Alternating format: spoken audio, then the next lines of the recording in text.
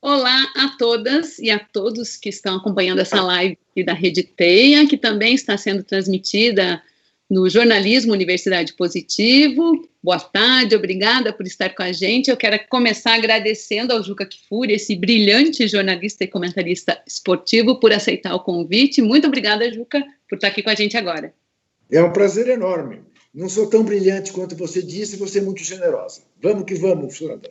Eu e todo o público, né, que participa o tempo inteiro empolgadíssimo com seus textos, com as suas crônicas. Você é que está sendo aqui muito humilde. Então, eu convidei o Juca para falar sobre liberdade de imprensa. Domingo, a gente comemora o Dia da Liberdade de Imprensa aqui no Brasil. E é um momento que a gente precisa discutir isso e aproveitar esse momento, inclusive, para entender que liberdade de imprensa é essa que a gente vive hoje no Brasil, se é que vive, e no mundo. Nós estamos falando no novo real, né? Essa transformação do mundo pós-pandemia, também uma transformação do jornalismo. E eu queria começar justamente perguntando para você, Juca, se você acredita que a gente tem liberdade de imprensa e como é que isso está se desenvolvendo nesse momento histórico, político, social que a gente vive. Olha, Sandra, essa aí é a pergunta que cabe um seminário, né? Não apenas um papo como nós vamos ter aqui. Eu te diria o seguinte,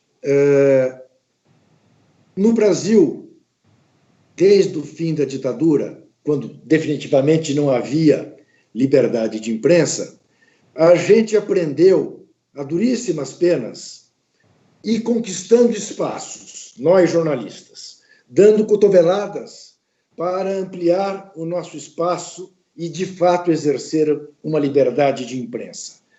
Eu te diria que a gente ainda tem mais liberdade de empresa do que de imprensa. Sempre se fará mau jornalismo quando se colocar os interesses de uma empresa acima da notícia, acima daquilo que é factual. Ou seja, veículo algum pode omitir uma notícia porque aquela notícia não favorece a empresa. E nós ainda vivemos esta realidade. Em alguns veículos mais, em outros veículos menos, mas ainda vivemos esta realidade. E te digo mais, que o que mais me preocupa, a direita, ao centro e à esquerda. Eu vejo alguns veículos de esquerda cometendo os mesmos equívocos dos veículos de direita. Não dando a notícia que não interessa e glamourizando a notícia que interessa, aumentando a notícia que interessa. Não é assim que a gente exerce o nosso ofício. O nosso ofício é contar histórias, é jogar luz sobre os fatos e relatar da melhor maneira possível aquilo que nós estamos vendo. É claro que você pode ver um fato com o seu olhar diferente do meu, mas desde que seja verdadeiro, desde que você não esconda nem privilegie nada, você conte o que você está vendo. Nós não chegamos nesse ponto. Infelizmente, ainda nós não chegamos nesse ponto. A história recente do país revela isso com profunda clareza. Nós vimos uma presidente da República sofrer um processo de impeachment fruto de uma grande confluência para um golpe da justiça, do parlamento e da mídia. Alguns veículos hoje se deram conta disso, principalmente depois que o Intercept revelou quanta mentira havia em torno da famosa operação que desnudou o maior caso de corrupção na história da humanidade. E nós vimos que aquilo não era exatamente como era publicado, e nós vimos que o grande mentor disto tudo aí, de Curitiba, aí do Paraná, hoje está indignado porque sofre situação semelhante àquela que ele criou. Não nos esqueçamos, né? Eu tenho para mim, assim, talvez seja o fato de ser velho, tá, Sandra? Eu tenho para mim a felicidade íntima de, na primeira vez em que vi Sérgio Moro, ter escrito na minha coluna da Folha, está lá no papel, não é nem no digital, está no papel, não vai sumir nunca. Mais me parece um justiceiro do que um juiz. Não gosto de pessoas que se vestem de preto. Você pode me chamar de preconceituoso, mas nem juiz de futebol mais usa preto. Por que esse cidadão usa paletó preto, camisa preta, gravata preta? Isso me parece outra coisa. E revelou-se depois aquilo que ele é. Então, eu te diria isso. Nós ainda temos muito a caminhar para ter o que nós, idealmente, consideramos que seja a mesma liberdade de imprensa. Eu posso te dizer que eu sou um privilegiado, porque, é claro, eu fiz um nome, eu não tenho nenhum tipo de restrição em lugar nenhum que eu trabalho, mas também porque eu não aceito nenhuma restrição. E quando houve a restrição, eu fui embora depois de 25 anos de Editora Abril. Não pode falar desse cara. Não precisa elogiar, mas não pode falar. Estou fora, porque não foi assim que eu aprendi que deveria ser. E aí eu fico pensando se a gente pode esperar que esses jovens que hoje vivem uma situação completamente diferente das nossas gerações todas, né, que tínhamos apenas a televisão, o rádio, às vezes o jornal como informação, se nós podemos esperar que eles tendam a buscar mais essa liberdade que é quase ideal, será? Boa, Sandra, para mim essa é a questão central. Isso eu falo muito sempre em escola de jornalismo. Sandra, veja uma coisa. É onde eu me bato, tá? Eu digo sempre o seguinte: nunca permita que um princípio seu seja ferido. Permitiu uma vez é que nem gravidez, é que nem virgindade, não tem meia. Permitiu uma vez, acabou. É aquilo que o Milor Fernandes dizia, né? Jornalismo e oposição, o resto é armazém de sacos e molhados. Quem se curva diante do opressor mostra o traseiro para o oprimido. Isto não significa que você não possa ter de fazer coisas que você preferia não fazer, que não era exatamente como você acha que deveria fazer, desde que não fira um princípio seu. Te dou um exemplo absolutamente primário, que aconteceu comigo, diretor da revista Placar. Tá? Diretor da revista Placar, não era foca. Diretor. Subo no elevador com o meu patrão, Roberto Tivita. E ele me pergunta, qual que é a capa de Placar essa semana? E eu respondo para ele, está surgindo um goleiro no São Paulo, Rogério Ceni, que parece que vai ser um fenômeno, vamos dar uma capa com ele. Ele falou, pô, Juca, eu não entendo nada de futebol, mas eu estou acabando de vir de um almoço. No restaurante só se falava do gol de um tal de Marcelinho do Corinthians, que foi uma maravilha lá em Santos. Eu falei, não, de fato ele fez um gol que merece uma placa. Por que não faz a capa com ele? Eu falei, Roberto, no último ano a gente fez 6 capas com o Marcelinho. Ele me disse, Juca, faz a 7ª. Vai vender mais que o Rogério Ceni. Manda quem pode, obedece quem tem juízo, né, Sandra? Eu entrei na redação e disse, gente, caiu a capa do Rogério, nós vamos dar uma outra capa do Marcelinho. E eu fiz a melhor capa que eu pudesse fazer do Marcelinho. Tá? E, rigorosamente, aquilo não me feria em nada. Olha, é o dono da revista, ele acha que tem que ser o Marcelinho. Não... Para que eu vou brigar com ele por isso? Agora, se ele dissesse para mim, não, faça uma capa elogiando o Ricardo Teixeira, eu esperava fechar a porta, descia no elevador e ia embora. Percebe? Porque aí feriria um princípio meu. É tão simples como isso. Tão simples como isso. E as pessoas dizem, mas você fala assim porque você é o Juca Kfouri. E eu sempre respondo para as pessoas, quando eu entrei na Abril, eu não era nem sequer o Juca Kfouri. Eu não podia, embora eu brigasse para pôr o Juca Kfouri no expediente das revistas, punha o José Carlos Kfouri. Eu não sei quem é José Carlos, Sandra. Eu não sei.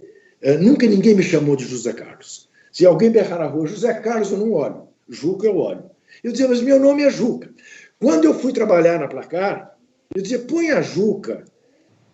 me diziam, então você quer que o nome do Edil a gente ponha do Cachaça, que é o apelido dele?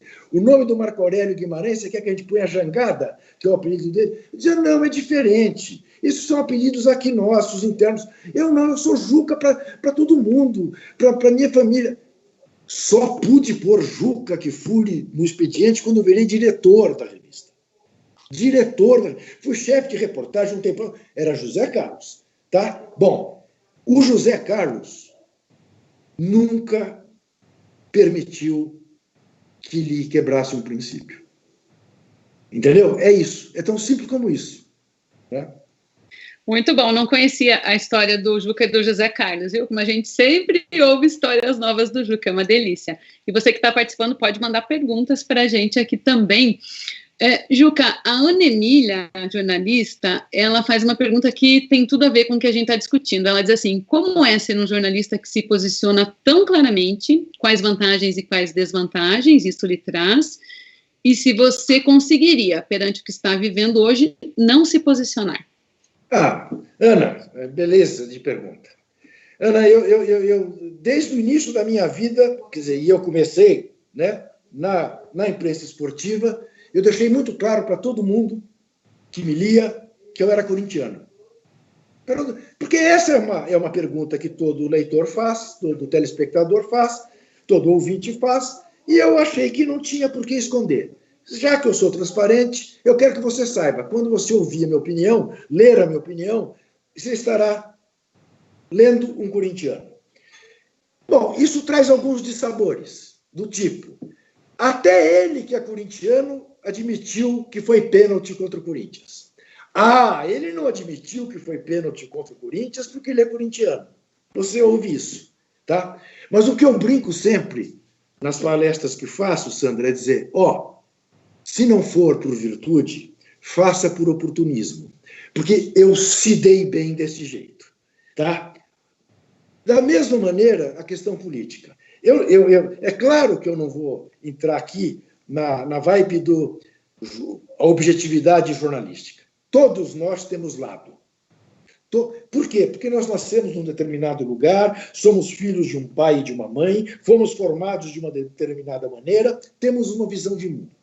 O que não nos permite mentir, o que não nos permite torcer, mas não nos permite distorcer. Isto posto, vou te contar até uma coisa que eu estou vivendo agora. Sandra, quando acabou a ditadura no Brasil, eu militei em grupo clandestino, depois fui para a campanha das diretas, e era muito claro o meu lado. Quando acabou a ditadura, quando foi eleito o senhor Fernando Collor, contrariamente ao meu voto, eu prometi para mim mesmo que eu nunca mais assinaria manifesto. Tá?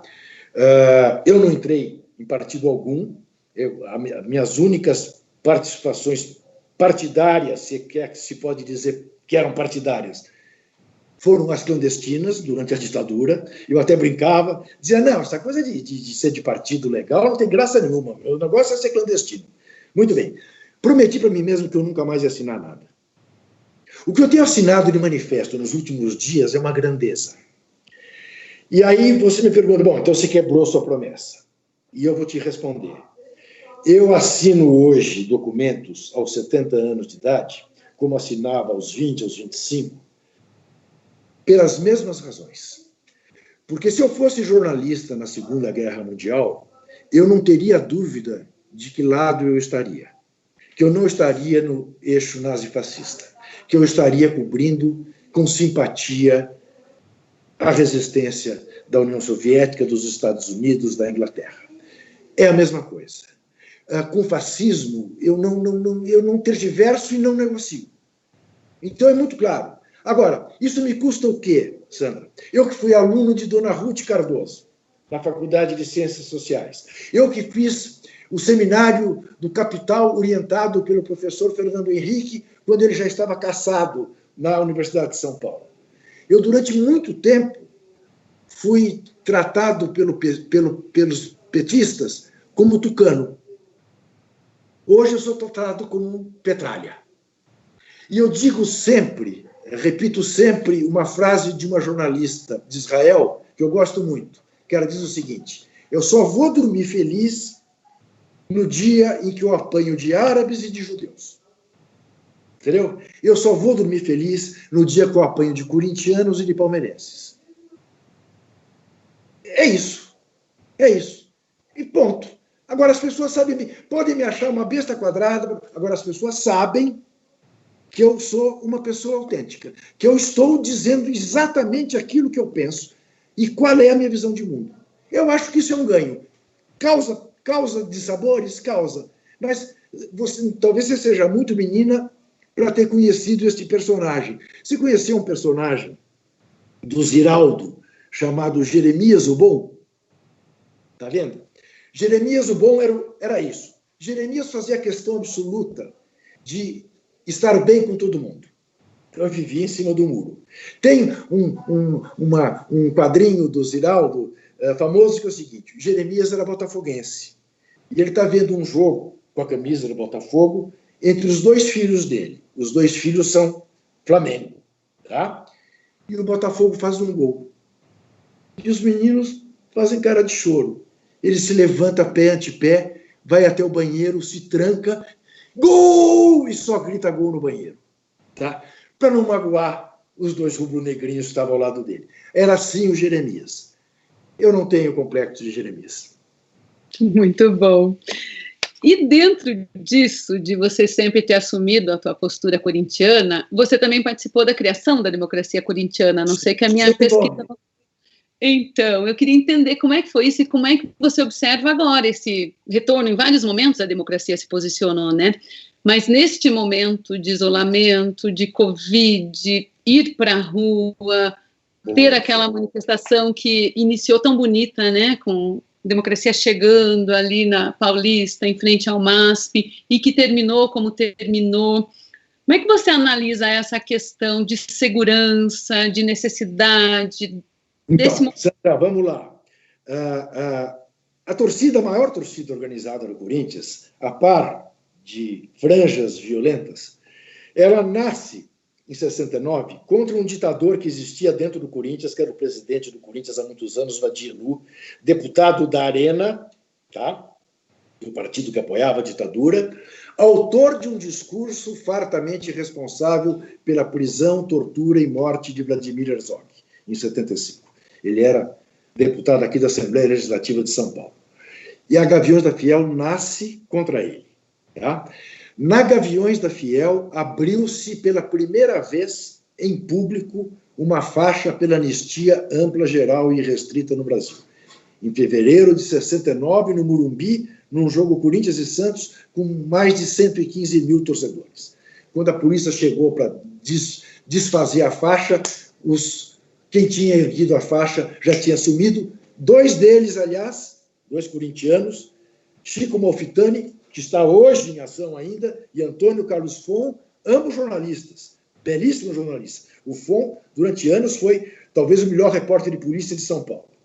Bom, do outro lado da faixa tinha um santista chamado Carlos McDowell, irmão de Samuel McDowell, que foi um dos advogados que derrotaram o Estado brasileiro e condenaram o Estado brasileiro pela morte de Vladimir Herzog, tá? Em plena ditadura. Muito bem. Então, vamos dizer, essa marca de participação política está no DNA dessa torcida do Corinthians. Respaldou a democracia corintiana. A democracia corintiana nasce dentro do clube e torna o Corinthians um clube nacional, porque até então o Corinthians era um clube apenas paulista. Torna o Corinthians um clube nacional porque a democracia corintiana vai para os palanques das diretas, Dr. Sócrates, Casagrande, Vladimir, né? E vira assunto de novela da Globo. E o Corinthians assume uma outra dimensão. Então, não tem nenhuma surpresa que uma ala da Gaviões da Fiel, a ala antifascista, né, tenha feito o que fez e vai fazer mais agora nesse domingo. Como é que eu vejo isso? Primeiro, com uma baita inveja. Porque se eu não tivesse 70 anos e eu não fosse do grupo de risco, eu ia. Segundo, com muita preocupação.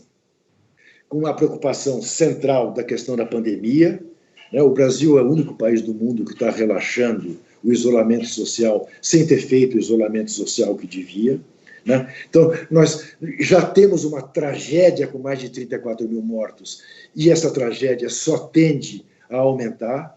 Somos vítimas de um governo, né, que exerce a necropolítica, de um genocida, né, como esse que está lá em Brasília. Então, a minha primeira preocupação é essa. O que esta manifestação gerará de difusão da pandemia? A segunda preocupação é que, evidentemente, haverá provocações.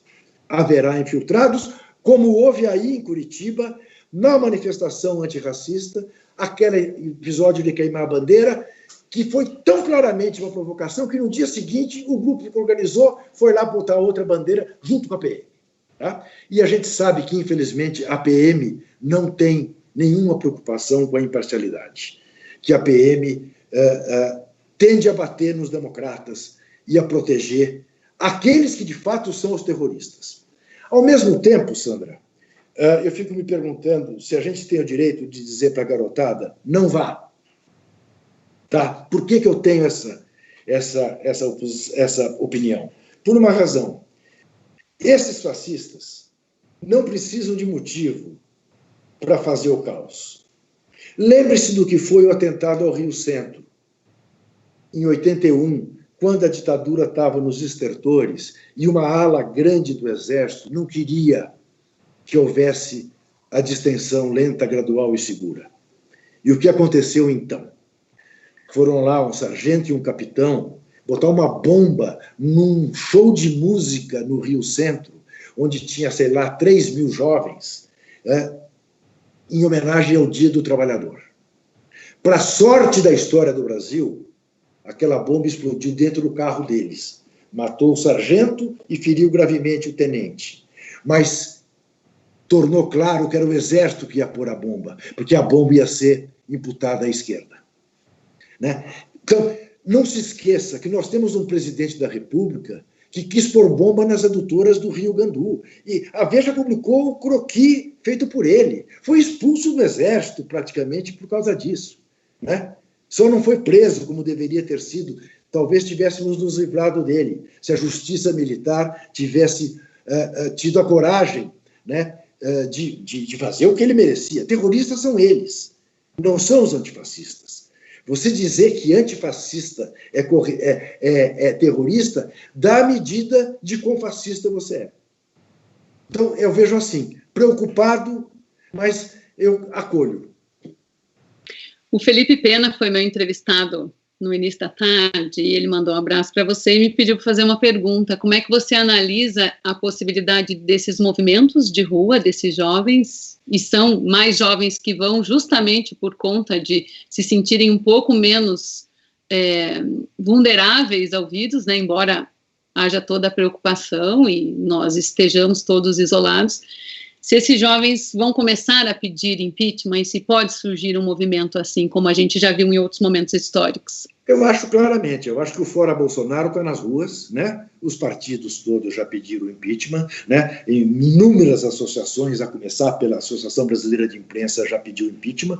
Na gaveta do Rodrigo Maia temos mais de 35 pedidos de impeachment.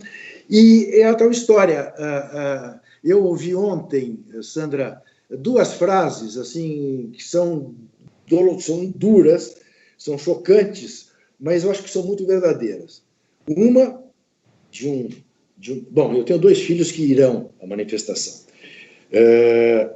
Uma de um manifestante que me disse: "Ô Juca, eu prefiro morrer sob tortura do que morrer... Não, eu prefiro morrer de Covid-19 a morrer sob tortura."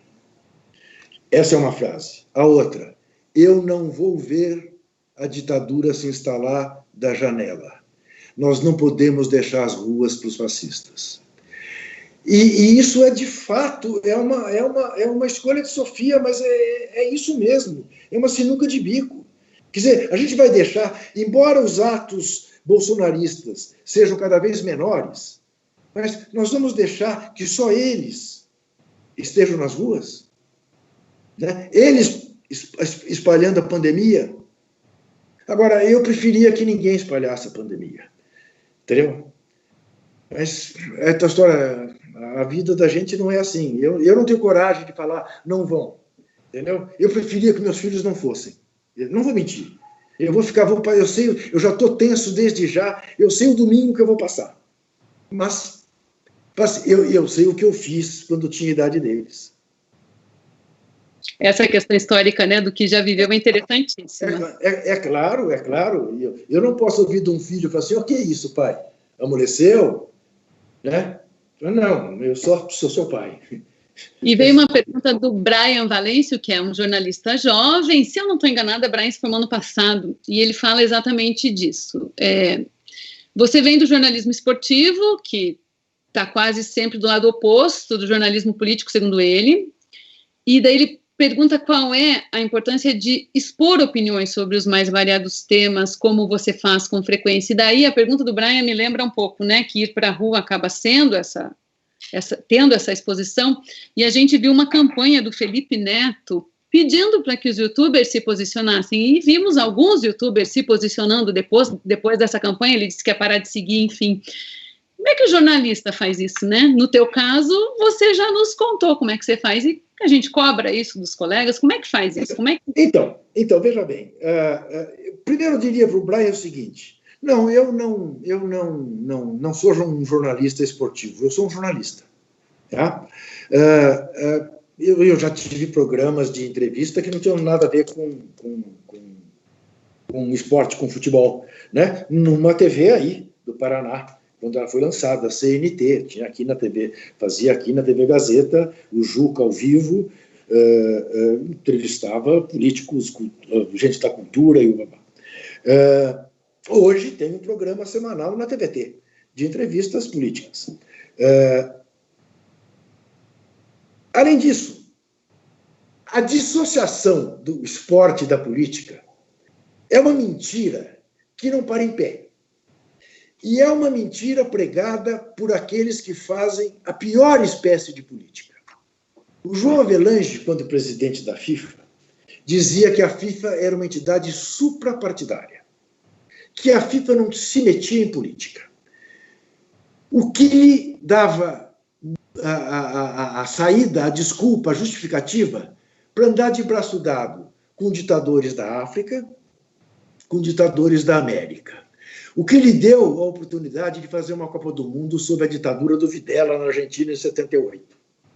Num estádio do River Plate, a 500 metros de uma das piores prisões de presos políticos de Buenos Aires, a prisão da Marinha. Né? Mas eu não faço política. Entendeu? Olha a política que ele permitia que se fizesse. Tá? Então, em nenhum momento eu faço essa dissociação. Nunca fiz. Talvez isso tenha até me distinguido, de fato. Porque, para mim, é muito claro isto. Felipe Neto. Esse menino é extremamente valoroso. Esse menino era alienadinho, esse menino estava ganhando muito dinheiro, esse menino tinha 30 milhões de seguidores, e não quero saber de política, e vivo impeachment, não entendo muito bem disso, estamos... Aí ele começou a prestar atenção nesse maluco. Falou, não, peraí, tem alguma coisa errada aí, deixa eu me informar. E foi se informar com quem poderia lhe dar boas informações. E aí, Sandra, ele pôs o pescocinho dele na guilhotina. Ele tem a perder, muito mais a perder, de patrocinadores, de seguidores, porque certamente boa parte desses seguidores segue o outro lá também, e ele deu a cara a tapa, tá certo? E fez muito bem em dizer isso. Quer dizer, eu não estou pedindo para ninguém ser eleitor do PT, do PMDB, do PSDB, do PDT, do raio que o parta. Eu estou dizendo o seguinte, nós estamos correndo um risco de uma ditadura fascista. Quem não se pronunciar é cúmplice. É aquele velho ditado. Se eu estou numa mesa com 10 pessoas e chega uma 11ª pessoa, fascista, e ninguém se levantar da mesa, tem 11 fascistas na mesa. Eu não sento com fascista. Eu sento com gente que pensa diferente de mim. Mas eu não sento com quem queira me matar. Aí não dá. Aí não dá. O discurso do ódio, da morte, hoje você disse que você viu a live que Eduardo Moreira e eu fizemos de manhã. Não sei se você viu esse trecho, apareceu um comentário de um Valmir Santos, ou coisa que o valha, dizendo morte aos comunistas. Não sei. Quer dizer, ele estava vendo ali uma conversa entre dois comunistas, esses que comem criancinha, né? E a palavra de ordem dele era essa, morte aos comunistas. É assim que eles entendem a política. Com esses não dá para conversar. É claro que eu quero conversar com os bolsonaristas arrependidos. Venham, venham. Né? Mas com quem quer me matar não dá para conversar. Então é muito simples, né? Eu responderia ao Felipe Pena. É muito simples ter essa posição, é natural. Está no meu DNA, não faço nenhum esforço para isso. Nenhum cálculo, é natural. E, Juca, como é que a gente explica para os alunos de jornalismo, para os estudantes, para os jovens formados, para não ter medo de cobrir mesmo os eventos, para não ter medo de ser jornalista diante de tantas agressões, na maioria verbais, que vêm pelas redes sociais, e também verbais que têm acontecido muito, né, com proximidade. Você que viveu na época da ditadura, você que tem tanta história aí nesses 70 anos, o que a gente pode dar de recado para a proteção do jornalismo e do jornalista? Sandra, eu vou te falar uma frase que eu sei que ela parece profundamente arrogante, ou profundamente idealista, ou profundamente ingênua, você ponha o adjetivo que você quiser. Eu acredito piamente que o exercício do jornalismo é uma missão que a gente escolhe na vida. O ofício do jornalismo não é um ofício qualquer. Se alguém entra no jornalismo para ficar rico, escolheu a profissão errada. Né? Eu só acredito no jornalista que queira melhorar a esquina da rua onde ele mora, a cidade onde ele vive, o país em que ele nasceu. E aí vem o chavão arrogante. O mundo. Melhorar o mundo. Já dizia Guimarães Rosa, viver é muito perigoso. Quem quer melhorar o mundo corre riscos. Corre riscos. Tem que ter presente que corre risco. Não tem que dar sopa para o azar. Não tem que ser temerário. Não... Tem uma famosa conversa do Assis Chateaubriand, quando mandou o Joel, meu Deus, me foge agora o sobrenome dele, foi um repórter de guerra brasileiro, esqueço agora, me fugiu o sobrenome do Joel. Mas, enfim, ele chamou o Joel para ir cobrir a Segunda Guerra e disse para o Joel, Joel, eu estou mandando um repórter para a guerra. Eu não quero um herói. Eu quero que você volte vivo e me conte histórias. Você tem que... Não pode dar sopa para o azar. Né? Não pode dar sopa para o azar. E tem que ir. Vai para a manifestação. Se for a polícia que começar a agressão, tu vai contar que foi a polícia. Se não foi a polícia, foi um dos... Você vai contar do mesmo jeito. Você vai contar do mesmo jeito. Ah, mas isso é... Não tem mas. Você vai contar o que aconteceu. Vai apanhar dos dois lados. E vai dormir feliz. Porque você sabe que você está contando as coisas como as coisas são. Juca, ótima forma de encerrar essa entrevista, dando essa mensagem para os alunos e para as alunas de que a gente tem que olhar, né? Olhar para a realidade, olhar para as pessoas, enxergar, ter discernimento, e o jornalista é um contador, ele vai contar aquilo que... Exatamente. Muito, muito, muito bom. Eu agradeço muito a tua presença, fiquei muito feliz quando você aceitou, e queria que você terminasse só dando uma mensagem mesmo de como é que a gente mantém essa imprensa livre e acredita na liberdade de imprensa. Então, sempre me pergunto, né, o que um jornalista jovem precisa saber para se dar bem na profissão, né? E cada um faz a sua vida, né, escolhe o seu caminho. Mas há algumas coisas, né, Sandra, que nesse momento Algumas que são de sempre, né? O jornalista tem que ser curioso, tem que ler tudo que lhe cair à mão, tem que gostar muito de ler para formar o seu próprio estilo. E hoje em dia, né, precisa saber inglês como sabe português. Precisa. Eu cansei de selecionar jornalistas para trabalhar comigo nas redações que eu dirigi.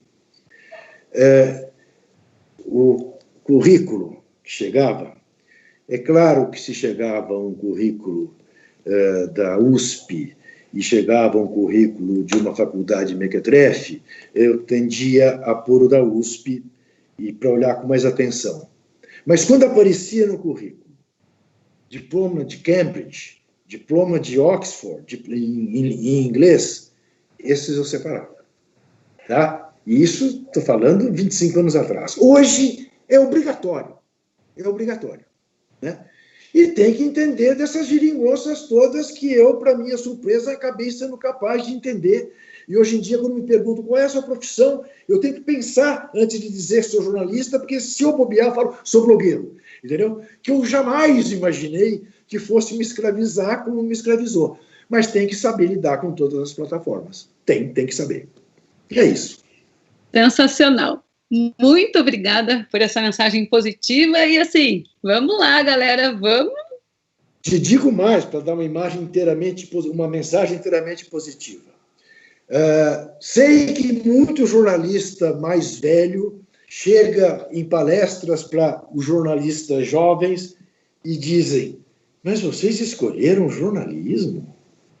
Mas vocês não sabem que vocês vão morrer pobres, vão morrer cedo, porque é das profissões que morre mais cedo. Parece que mais cedo que jornalista só morre bombeiro. Uma vida de tensão, premido o tempo inteiro pelos prazos, vivendo uma série de injustiças. Não tinha nada melhor para escolher. E eu digo, fizeram muito bem. Eu adoro a profissão que eu escolhi. Começaria tudo de novo em 1970, entendeu? Olha, ela te permite conhecer um bando de gente interessante. Se você for bem-sucedido, te permite conhecer o mundo pago pela empresa que você viajar. É uma profissão absolutamente maravilhosa e tem um objetivo: fazer o seu país ficar melhor. É isso. Muitíssimo obrigada, Juca. Foi uma delícia essa conversa. E é isso, jornalismo trabalhando pelo fim das desigualdades sociais, né? Muito obrigada. E obrigada a vocês que ficaram conosco até aqui. Tem mais uma entrevista hoje ainda com o Sérgio Lidke, que é editor-chefe do projeto Comprova. Não percam. Obrigada a todos. Tchau, tchau. Beijo, tchau. Beijo, tchau.